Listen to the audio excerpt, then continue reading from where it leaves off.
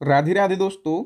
जनगणना 2011 static GK का अति महत्वपूर्ण टॉपिक है। अगर आप किसी भी एग्जाम की तैयारी कर रहे हो तो डन मानो इस टॉपिक से 2 से 3 क्वेश्चन पूछे ही जाते हैं। तो दोस्तों आज के इस वीडियो में हम जनगणना 2011 से जितने भी महत्वपूर्ण क्वेश्चन बन सकते हैं उन सभी क्वेश्चन को बिल्कुल डिटेल में और आसान भाषा में डिस्कस करेंगे। तो आइए दोस्तों शुरुआत कर लेते हैं नंबर फर्स्ट क्वेश्चन से। नंबर फर्स्ट क्वेश्चन है, भारत में दशकीय जनगणना कराने की जिम्मेदारी किस मंत्रालय की होती है। दोस्तों यदि आपको पहले से किसी क्वेश्चन का आंसर पता है तो वीडियो को पॉज करके अपना आंसर लगाएं और वीडियो के लास्ट में अपना स्कोर जरूर शेयर करें कि आपने कितने क्वेश्चन के सही आंसर दिए हैं। तो देखो, भारत में जो दशकीय जनगणना है इसको कराने की जिम्मेदारी गृह मंत्रालय की होती है। तो वी ऑप्शन करेक्ट हो जाएगा। ठीक है, भारत में प्रथम जनगणना कब और किसके शासनकाल में हुई थी। तो जो भारत की पहली जनगणना है ये 1872 में हुई थी और किसके शासनकाल में हुई थी, तो ये लॉर्ड मेयो के शासनकाल में हुई थी। ठीक है, ए ऑप्शन करेक्ट हो जाएगा। हम थोड़ी सी डिटेल जान लेते हैं। तो भारत में जो प्रथम जनगणना है 1872 में लॉर्ड मेयो के शासनकाल में हुई थी और भारत की जो प्रथम नियमित जनगणना है यानी कि रेगुलर सेंसस है ये 1881 में और लॉर्ड रिपन के शासनकाल में हुई थी। तो 4 फैक्ट हमें यहाँ से पता चले। भारत की पहली जनगणना 1872 में किसके कार्यकाल में, लॉर्ड रिपन के कार्यकाल में।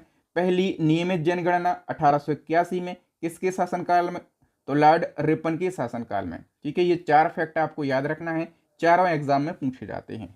नेक्स्ट क्वेश्चन है, वर्ष 2011 में हुई जनगणना कौन सी जनगणना है। जो 2011 में अंतिम जनगणना हुई है ये दोस्तों 15वीं जनगणना है। ठीक है, कौन से नंबर की, 15वीं जनगणना है। लेकिन दोस्तों यदि आपसे पूछा जाए कि 2011 में हुई जनगणना स्वतंत्र भारत की या फिर आज़ाद भारत की कौन सी जनगणना है, तो आज़ाद भारत की ये 7वीं जनगणना है। ठीक है, ये भी फैक्ट याद रखना है। नेक्स्ट क्वेश्चन है, वर्ष 2011 की जनगणना के समय जनगणना आयुक्त कौन थे। 2011 में जब जनगणना हुई थी उस समय जनगणना आयुक्त थे सी चंद्रमौली। नेक्स्ट, भारतीय संविधान की किस धारा के अनुसार जनगणना कराने का दायित्व संघ सरकार को सौंपा गया है। दोस्तों भारतीय संविधान का एक अनुच्छेद है, अनुच्छेद 246। ठीक है, और इस अनुच्छेद के तहत जनगणना जो है ये संघ सूची का विषय है या फिर इसकी जिम्मेदारी संघ सरकार की है। नेक्स्ट, भारत ने नई राष्ट्रीय नीति को कब अपनाया। तो भारत ने नई राष्ट्रीय नीति को अपनाया वर्ष 2000 में। कब, वर्ष 2000 में। तो एक और क्वेश्चन पूछा जाएगा, राष्ट्रीय जनसंख्या नीति 2000 के अंतर्गत जनसंख्या में स्थिरता प्राप्त करने का लक्ष्य 2045 से बढ़ाकर कितना कर दिया है। तो ये लक्ष्य 2045 से बढ़ाकर 2070 कर दिया गया है। नेक्स्ट है, जनगणना कितने वर्ष के अंतराल में एक बार होती है। तो हर 10 साल में जनगणना एक बार करी जाती है। ठीक है, बताइए जनांकीय संक्रमण मॉडल के अनुसार भारत किस चरण में है। तो भारत जो है दोस्तों उच्च जन्म दर और घटती मृत्यु दर के चरण में है, यानी कि जन्म दर जो है ये उच्च है, जन्म बहुत ज़्यादा हो रहे हैं और मृत्यु कम हो रही है। और यदि आपसे जनसंख्या वृद्धि का कारण पूछा जाए कि जनसंख्या वृद्धि एकदम क्यों हो रही है, जनसंख्या विस्फोट एकदम क्यों हो रहा है, क्योंकि दोस्तों जो जन्म दर है ये ज़्यादा है और मृत्यु दर कम है। ठीक है, ये मुख्य कारण है। वैसे तो बहुत सारे कारण हैं, अशिक्षा भी एक कारण है, लेकिन ये मुख्य कारण है जनसंख्या बढ़ने का। नेक्स्ट क्वेश्चन, 2011 की जनगणना के अनुसार भारत की जनसंख्या कितनी है। दोस्तों भारत की जनसंख्या है 121.05 करोड़, लेकिन ये 11 की जनगणना के अनुसार हम बात कर रहे हैं। ठीक है, नेक्स्ट है, 2011 की जनगणना के अनुसार भारत की कुल जनसंख्या विश्व की कुल जनसंख्या के कितने प्रतिशत है। तो भारत की कुल जनसंख्या विश्व की कुल जनसंख्या के 17.5% है। कितने, 17.5%। ठीक है, भारत की जो जनसंख्या की दृष्टि से भारत का विश्व में स्थान कौन सा है, तो भारत का विश्व में दूसरा स्थान है। ठीक है, कौन सा, दूसरा। पहले नंबर पर जनसंख्या में चीन आता है, 11 के आंकड़ों के अनुसार हम बात कर रहे हैं। तो दोस्तों जो टॉप 4 देश हैं जनसंख्या की दृष्टि से, सबसे बड़े टॉप 4 देश ये पूछा जाता है। तो ट्रिक के माध्यम से आप याद रखना, आपको केवल CBSE याद रखना है और CBSE आप याद रखेंगे तो आपको पता चलेगा कि जनसंख्या में पहले नंबर पर चाइना है, दूसरे नंबर पर भारत है, तीसरे नंबर पर संयुक्त राज्य अमेरिका है और चौथे नंबर पे है इंडोनेशिया। तो ये हो जाता है CBSE। ठीक है, याद करने की एक छोटी सी ट्रिक है दोस्तों। मैं आपको बार बार बोलता हूँ, एक बार फिर से बता देता हूँ अपनी ई बुक के बारे में। यदि आपको स्टैटिक जीके पढ़ना है, आपको करंट अफेयर्स पढ़ना है, आपको साइंस पढ़ना है, आपका एग्जाम हाल फिलहाल है, आप कंप्लीट क्विक रिवीजन करना चाहते हैं, बेस्ट क्वालिटी के कंटेंट को पढ़ना चाहते हैं, ऐसे क्वेश्चन को पढ़ना चाहते हैं जो कि बार बार एग्जाम में रिपीट होते हैं, तो हमारी इन तीनों ई बुक को आप परचेस कर लीजिए। तीनों ई बुक का लिंक वीडियो के डिस्क्रिप्शन बॉक्स में मिल जाएगा। मैं गारंटी से बोल सकता हूँ ये जो ई बुक हैं ये आपके एग्जाम में काफ़ी ज़्यादा मदद करेंगी। नेक्स्ट क्वेश्चन है, भारत का कुल क्षेत्रफल विश्व के कुल भौगोलिक क्षेत्रफल का कितने प्रतिशत है? अब हम क्षेत्रफल की बात कर लेते हैं। अपने देश का जो क्षेत्रफल है विश्व के कुल भौगोलिक क्षेत्रफल का 2.4% है। अच्छा, भारत का क्षेत्रफल है कितना? 32,87,263 वर्ग किलोमीटर। ठीक है, ये भारत का क्षेत्रफल है और विश्व के कुल भौगोलिक क्षेत्रफल का 2.4% है। इसी क्रम में क्षेत्रफल की दृष्टि से भारत का विश्व में स्थान कौन सा है? तो क्षेत्रफल की दृष्टि से भारत 7वें नंबर पर है। ठीक है, हम बात कर लेते हैं दोस्तों कि सबसे बड़ा देश कौन सा है क्षेत्रफल की दृष्टि से। तो रूस है, फिर कनाडा है, फिर चाइना है, फिर संयुक्त राज्य अमेरिका है, फिर ब्राजील है, फिर ऑस्ट्रेलिया है और फिर है अपना देश भारत। इसको भी याद करने की एक ट्रिक है। जो टॉप 7 देश हैं इनको याद करने के लिए आपको केवल एक ट्रिक याद लगाना है। आपको बोलना है रुक चीस बाई। आपके यहाँ घर पे एक बाई है, ठीक है, काम करने वाली, वो कैसी है? चीस है। आप उसको बोल रहे हैं रुक जा, रुक चीस बाई। बस इतना याद रखना है। रू से बन जाएगा रूस, का से कनाडा, ची से चीन, सा से संयुक्त राज्य अमेरिका, बाई के बी से ब्राजील, ए से ऑस्ट्रेलिया और आई से अपना बन जाएगा इंडिया। ठीक है, तो इस प्रकार से यदि आप ट्रिक से याद करते हैं तो सारी चीज़ें आपको लंबे समय तक याद रहती हैं। बताओ, भारत में प्रतिवर्ष किस देश की जनसंख्या के बराबर वृद्धि हो रही है?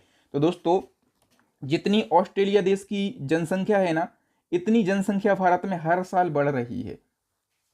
जनसंख्या का महाविभाजन वर्ष या फिर जनांकीय विभाजन वर्ष यानी कि ईयर ऑफ डेमोग्राफिक डिवाइड क्या कहलाता है? तो दोस्तों, ये कहलाता है वर्ष 1921।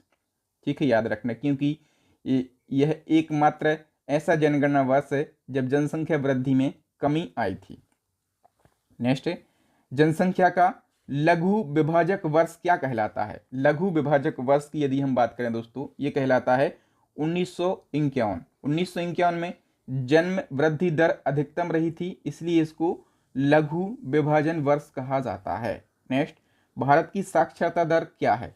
तो हम बात कर रहे हैं साक्षरता दर यानी कि लिटरेसी रेट की। तो दोस्तों, ये है भारत का 74% एवरेज। ठीक है, एवरेज है 74%। इसी में से यदि मेल का पूछा जाए यानी कि पुरुष साक्षरता दर, तो आप कहेंगे 82.14%, और फीमेल का पूछा जाए तो आप कहेंगे 65.46%। ठीक है, एवरेज है 74%। भारत के किस धर्म में साक्षर लोगों का प्रतिशत सबसे ज़्यादा है? तो धर्म की बात हो रही है, सबसे ज़्यादा साक्षर भारत में जैनी है, मतलब जैन धर्म के लोग। ठीक है, 11 के आंकड़ों के अनुसार।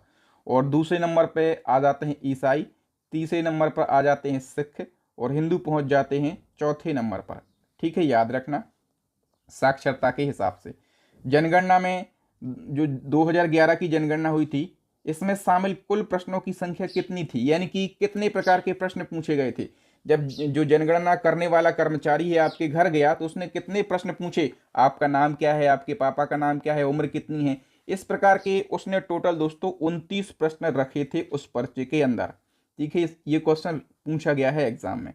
2011 की जनगणना के अनुसार सर्वाधिक जनसंख्या किस राज्य की है? जनसंख्या की दृष्टि से सबसे बड़ा राज्य है उत्तर प्रदेश। ठीक है, दूसरे नंबर पर कौन है? ऊपर के 4 याद रखना है, टॉप 4 स्टेट। ठीक है, पूछा जाता है। सेकंड पे है महाराष्ट्र और बिहार जो है ये तीसरे नंबर पे है। पश्चिम बंगाल जनसंख्या में चौथे नंबर पे है। ठीक है, बताइए भारत का वह राज्य कौन सा है जहां भारत की कुल जनसंख्या का 16.49% भाग निवास करता है? तो भारत की कुल आबादी का लगभग 16.5% आबादी केवल उत्तर प्रदेश में निवास करती है। 2011 की जनगणना के अनुसार सबसे कम जनसंख्या किस राज्य की है, यानी कि जनसंख्या में सबसे छोटा राज्य कौन सा है? तो दोस्तों, ये है सिक्किम। दूसरे नंबर पर है मिजोरम, तीसरे नंबर पर अरुणाचल प्रदेश और चौथे नंबर पर गोवा। मिलान करने के लिए या फिर अरेंज करने के लिए दे देता है, इसलिए टॉप 4 राज्य आपको याद रखना है। 2011 की जनगणना के अनुसार 2001 से 2011 दशक के दौरान जनसंख्या वृद्धि दर कितने प्रतिशत रही है, यानी कि इन 10 सालों में जनसंख्या वृद्धि दर कितनी रही है। करेक्ट आंसर हो जाएगा दोस्तों 17.7%। ठीक है, और यदि जनसंख्या पूछी जाए तो 18.19 करोड़। ठीक है, इन 10 वर्षों में जनसंख्या वृद्धि दर रही है। ठीक है, निम्नलिखित में से किस राज्य में दशकीय वृद्धि सबसे ज्यादा रही। 2001 से 2011 की हम बात कर रहे हैं, तो सबसे ज्यादा दशकीय वृद्धि जो है दोस्तों ये मेघालय राज्य की रही है। किस राज्य की? मेघालय राज्य की। फिर न्यूनतम दशकीय वृद्धि दर यदि आपसे पूछा जाए तो आप कहेंगे ये रही है नागालैंड की सबसे न्यूनतम। ठीक है, जनसंख्या वृद्धि पर अंकुश लगाने के लिए देवी रूपक योजना किस राज्य में चलाई जा रही है? तो देवी रूपक योजना जनसंख्या वृद्धि पर अंकुश लगाने के लिए हरियाणा राज्य में चलाई जा रही है। जनगणना 11 के अनुसार किस राज्य में साक्षरता दर सबसे ज्यादा है? साक्षरता दर सबसे ज्यादा केरला में है। ठीक है, दूसरे नंबर पे है मिजोरम, तीसरे नंबर पे गोवा है, चौथे नंबर पे है त्रिपुरा। देखो केरला में जो साक्षरता दर है पूछी जाएगी कितनी है? 94%। मिजोरम में 91%, गोवा में लगभग 88%। ठीक है, और त्रिपुरा में लगभग 87%। ओके, 11 की जनगणना के अनुसार किस राज्य की साक्षरता दर सबसे कम है? तो लिटरेसी रेट सबसे कम कहाँ की है? बिहार की है, केवल 61%, 61.8% है ये, है ना। दूसरे नंबर पर अरुणाचल प्रदेश है, तीसरे नंबर पर राजस्थान है और चौथे नंबर पर है झारखंड।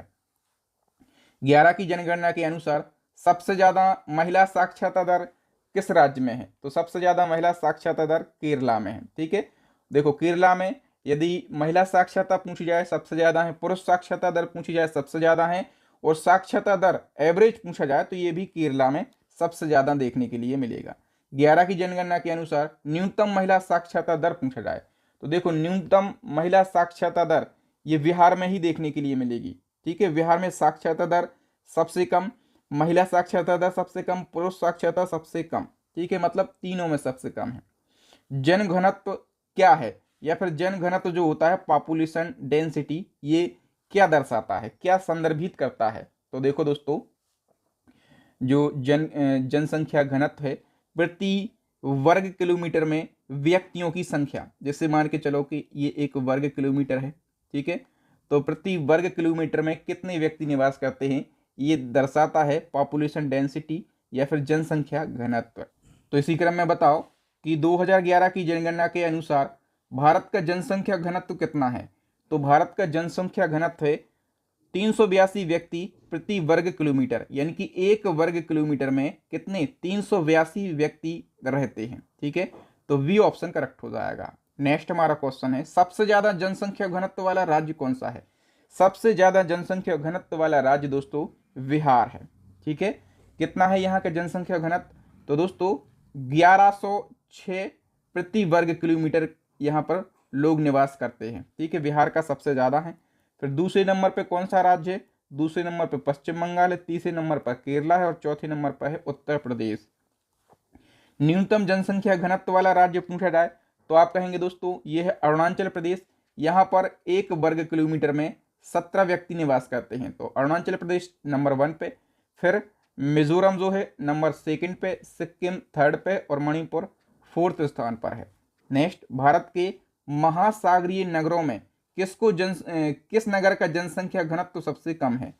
तो महासागरीय नगरों में दोस्तों जो चेन्नई है इसका जनसंख्या घनत्व सबसे कम है। भारत में जन्म लेने वाले 1 अरबवीं शिशु कन्या का नाम क्या है? तो 1 अरबवीं शिशु कन्या का नाम है दोस्तों आस्था। ये क्वेश्चन भी कई बार रिपीट हुआ है, इसको आप जरूर याद रखेंगे। बताओ 2011 की जनगणना के आंकड़ों के अनुसार निम्न में से किस केंद्र शासित प्रदेश में महिला जनसंख्या पुरुष जनसंख्या से अधिक है? तो महिला जनसंख्या पुरुष जनसंख्या से अधिक कहां पर है दोस्तों? पुदुचेरी में। डी ऑप्शन करेक्ट हो जाएगा। 2011 की जनगणना के अनुसार कौन भारत का सबसे अधिक साक्षर जिला है? भारत का सबसे अधिक साक्षर जिला दोस्तों ये सिरछिप जिला है। सिरछिप जिला, यहाँ का जो साक्षरता प्रतिशत है ये कितना है? 98.23%। और ये सिरछिप जिला किस राज्य का है? तो ये मिजोरम राज्य का जिला है, इसको आप जरूर याद रखना। नेक्स्ट है लिंगानुपात का अर्थ क्या होता है। लिंगानुपात का अर्थ होता है प्रति 1000 पुरुषों पर स्त्रियों की संख्या को क्या कहा जाता है, लिंगानुपात कहा जाता है। ठीक है, तो जो भारत का औसत लिंगानुपात है, ठीक है, सेक्स रेशियो, ये कितना है, भारत का औसत लिंगानुपात है 943। सबसे ज़्यादा कहाँ देखने के लिए मिलेगा, सबसे ज़्यादा केरला में देखने के लिए मिलेगा 1084। ठीक है, और सबसे कम कहाँ पर देखने के लिए मिलेगा, हरियाणा में। देखो कम ज़्यादा पूछा जाता है, हरियाणा में 879 देखने के लिए मिलेगा, तो ज़्यादा केरला में और कम हरियाणा में। ओके, भारत के किस राज्य में महिलाओं की जनसंख्या पुरुषों से अधिक है। तो महिलाओं की जनसंख्या पुरुषों से अधिक, देखो मैंने बताया सेक्स रेशियो सबसे ज्यादा कहां पर है, केरला में, और केरला में सेक्स रेशियो कितना है 1084, यानी कि 84 महिलाएं जो हैं वो 1000 पुरुषों पर अधिक हैं, 84 महिलाएं। तो केरला में महिलाएं पुरुषों से अधिक हैं। ठीक है, हरियाणा में कम है। नेक्स्ट है 2011 की जनगणना के अनुसार भारत में शिशु लिंगानुपात, जब भी शिशु लिंगानुपात की बात हो तो 0 से 6 साल आपको याद रखना है। तो शिशु लिंगानुपात सबसे ज़्यादा, मतलब भारत का शिशु लिंगानुपात कितना है, तो ये है 919। कितना है, 919, यानी कि 0 से 6 वर्ष की उम्र के बच्चों में 1000 लड़कों पर लड़कियों की संख्या को हम शिशु लिंगानुपात या फिर बाल लिंगानुपात कहते हैं। जब 2001 की जनगणना हुई थी तो उस समय ये कितना था, 927 था। 11 में ये घटकर 919 रह गया है। ठीक है, नेक्स्ट क्वेश्चन, भारत के किस जिले में लिंगानुपात सबसे अधिक है। सबसे ज्यादा लिंगानुपात वाला जिला माहे है। ठीक है, यहाँ पर 1184 लिंगानुपात है। माहे पुदुचेरी का एक जिला है। क्षेत्रफल की दृष्टि से भारत का सबसे छोटा राज्य कौन सा है, क्षेत्रफल की दृष्टि से सबसे छोटा राज्य दोस्तों ये है गोवा। ठीक है, और सबसे बड़ा राज्य पूछा जाए क्षेत्रफल में तब आप कहेंगे राजस्थान जो है ये सबसे बड़ा राज्य है क्षेत्रफल में। देश में अब तक पूर्ण साक्षर घोषित किया गया एकमात्र राज्य, पूर्ण साक्षर घोषित किया गया एकमात्र राज्य केरला है। सर्वाधिक अनुसूचित जाति यानी कि एससी जनसंख्या वाला राज्य कौन सा है, उत्तर प्रदेश। ठीक है, और सर्वाधिक एससी जनसंख्या प्रतिशत वाला राज्य कौन सा है। अब एससी जनसंख्या प्रतिशत में सबसे ज्यादा कहाँ की है, पंजाब की है। ठीक है, टोटल जनसंख्या का मतलब पंजाब की टोटल जनसंख्या का 31.9% जो है एससी वर्ग निवास करता है पंजाब में। ठीक है, सर्वाधिक अनुसूचित जनजाति यानी कि एसटी जनसंख्या वाला राज्य, तो सबसे ज्यादा एसटी की जनसंख्या ये मध्य प्रदेश में निवास करती है। लेकिन सबसे ज्यादा एसटी जनसंख्या प्रतिशत पूछा जाए तो प्रतिशत में मिजोरम हो जाएगा, क्योंकि मिजोरम की कुल जनसंख्या का 94%, लगभग 94% एसटी की जनसंख्या यहाँ पर निवास करती है। सर्वाधिक जनसंख्या वाला केंद्र शासित प्रदेश कौन सा है। जनसंख्या सबसे ज्यादा दिल्ली केंद्र शासित प्रदेश की है, और फिर न्यूनतम पूछा जाए कम, तो कम आप कहेंगे लक्षद्वीप की है। ठीक है, 2011 की जनगणना के अनुसार निम्नलिखित में से किस राज्य में सबसे अधिक ग्रामीण आबादी है। सबसे ज्यादा ग्रामीण आबादी ये उत्तर प्रदेश में देखने के लिए मिलेगी, और सबसे ज्यादा ग्रामीण आबादी प्रतिशत पूछा जाए तो ये हिमाचल प्रदेश में, कहाँ पर, हिमाचल प्रदेश में प्रतिशत में ग्रामीण आबादी हिमाचल प्रदेश में निवास करती है। हिमाचल प्रदेश की जो कुल जनसंख्या है उसमें 90% ग्रामीण आबादी है। 2011 की जनगणना के अनुसार भारत में शहरी जनसंख्या का प्रतिशत कितना है। शहरी जनसंख्या का प्रतिशत भारत में 31.2% है। ठीक है, और देखो शहरी जनसंख्या 31.2%, और ग्रामीण जनसंख्या पूछी जाए तो आप ये घटा दो 100 में से, तो 68.8% जो है ये ग्रामीण जनसंख्या देखने के लिए मिलेगी भारत में।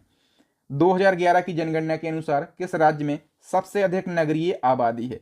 सबसे ज्यादा शहरी आबादी, नगरीय आबादी ये महाराष्ट्र राज्य में है। ठीक है, और क्या सबसे अधिक नगरीय और सबसे अधिक नगरीय आबादी लेकिन प्रतिशत में, तो ये गोवा में देखने के लिए मिलेगी। ठीक है, कितनी, 62.2%, याद रखना। नेक्स्ट है 2011 की जनगणना के अनुसार 10 लाख से अधिक जनसंख्या वाले नगरों की संख्या कितनी है, यानी कि मिलियन प्लस जनसंख्या वाले नगर भारत में है 53। सी ऑप्शन सही हो जाएगा। मेट्रोपॉलिटन नगर की जनसंख्या कितनी होती है, तो या फिर मेट्रोपॉलिटन सिटी क्या कहलाती हैं? तो देखो दोस्तों, ऐसी सिटी या फिर ऐसे शहर जिनकी जनसंख्या 10 लाख से अधिक हो वो मेट्रोपॉलिटन नगर कहलाते हैं। इसी क्रम में एक और शब्द होता है मेगा लोपोलिस नगर। ये क्या होते हैं? जिनकी जनसंख्या 50 लाख से अधिक होती है। ठीक है, ये क्वेश्चन एग्जाम में पूछे जाते हैं। निम्नलिखित में से कौन सा भारत का सर्वाधिक नगरीकरण वाला राज्य है?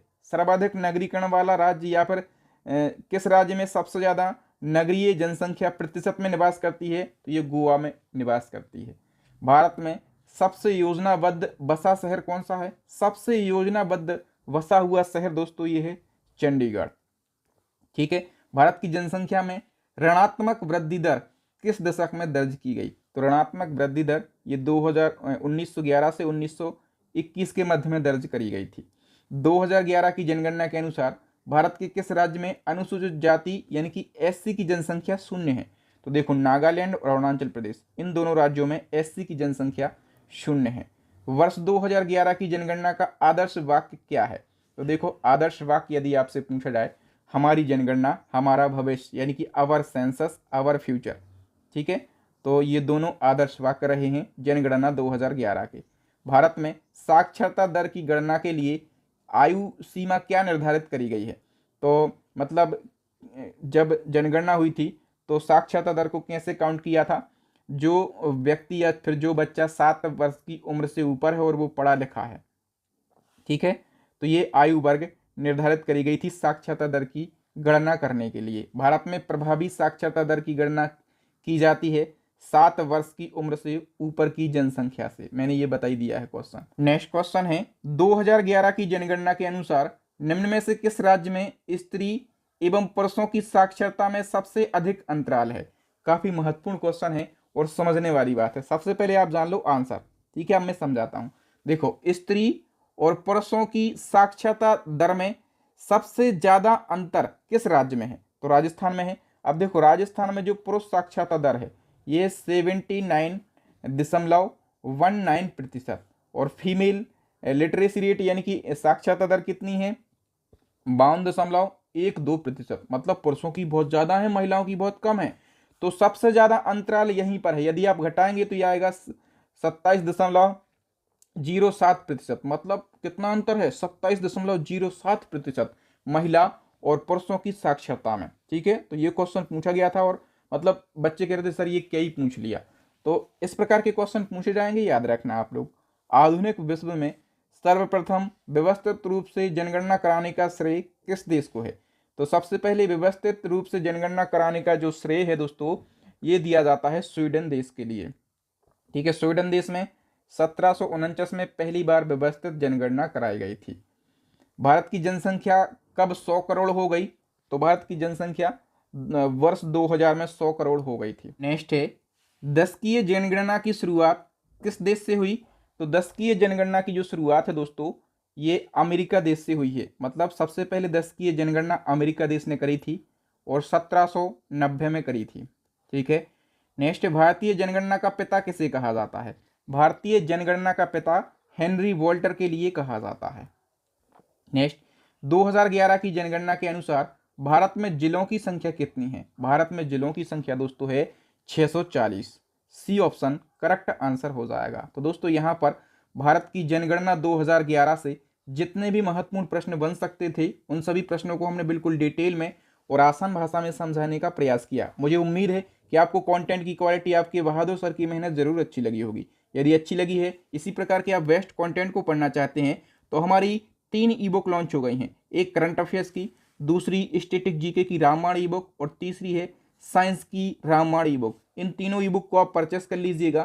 तीनों ई बुक का लिंक आपको वीडियो के डिस्क्रिप्शन बॉक्स में मिल जाएगा। मैं गारंटी से बोल सकता हूँ तीनों ई बुक बेस्ट क्वालिटी की ई बुक हैं। Best content in E book में रखा गया है। अंतिम क्वेश्चन है एज अ टेस्ट, इसका आंसर आपको देकर जाना है कि भारत में प्रथम जनगणना कब और किसके शासनकाल में की गई थी? 4 ऑप्शन है, फटाफट से आंसर लगाइएगा। थैंक यू दोस्तों, वीडियो को लाइक करके जाना, अपने विचार कमेंट करके बताना, वीडियो को ज़्यादा से ज़्यादा शेयर करना है और चैनल को सब्सक्राइब कर लेना, साथ में बेल आइकन दबा लेना ताकि जब भी मैं नया वीडियो डालूं सबसे पहले आपको नोटिफिकेशन मिल सके। थैंक यू, जय हिंद, मैं हूं आपका बहादुर सर।